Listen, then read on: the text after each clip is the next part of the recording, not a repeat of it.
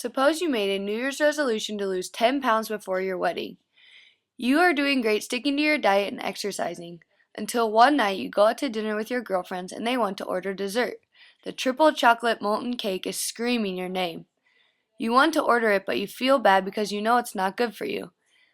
Then your insane sweet tooth comes out and says, "You already lost 6 pounds. What is this one piece of cake going to do?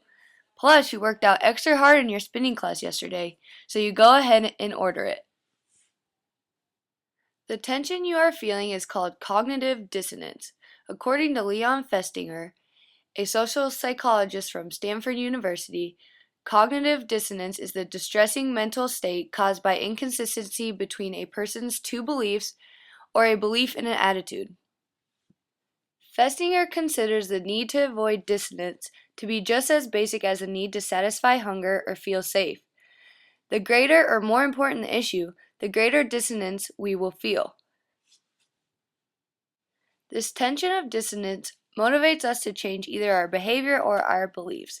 In the example earlier, the person changed their beliefs about the triple chocolate molten cake in order to avoid that distressing feeling. There are 3 mental mechanisms that people use to reduce dissonance between their actions and their attitudes. The first is selective exposure, which is the tendency people have to avoid information that would create cognitive dissonance because it's incompatible with their current beliefs. People tend to select information that lines up with what they already believe and ignore facts and ideas that counter those beliefs. For example, a number of medical reports say that smoking is linked with lung cancer, emphysema, and heart disease. Smoking is obviously hazardous to your health. The pack-a-day smoker has to either give up the use of cigarettes or the belief that smoking will hurt them in order to avoid mental anguish.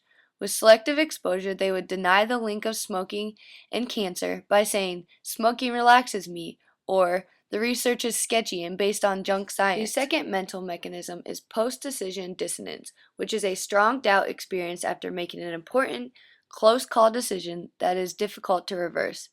This is when a person agonizes over whether or not they made the right decision. For example, a Ball State student just got an internship offer from one of the 2 places he really liked. He has to accept it within a week. After much thought, he has agreed to do the internship. But he is upset that he may have made the wrong decision and maybe should have waited to hear back from the other place. Unfortunately, he has verbally committed and can't turn back now.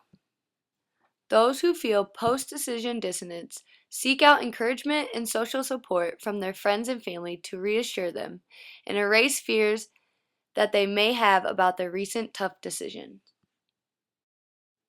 I know all of us can think of a time where we have tried to convince ourselves we've made the right decision after a tough decision, or there has been a time where we struggle with an inconsistency between our thoughts and our actions.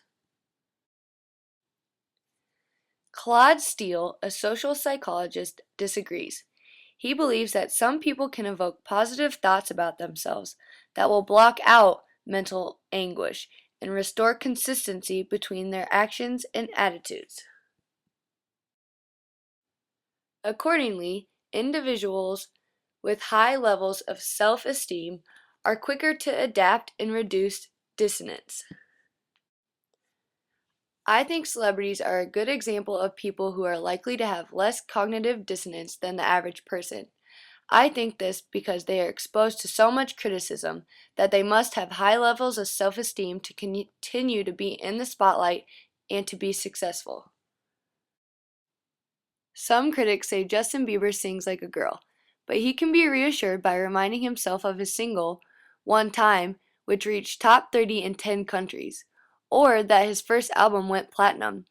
He obviously knows he has a great fashion sense, awesome hair, as well as a globe full of girls with Bieber fever supporting him.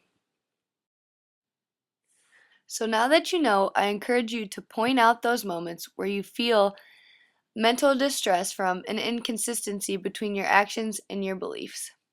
Thank you.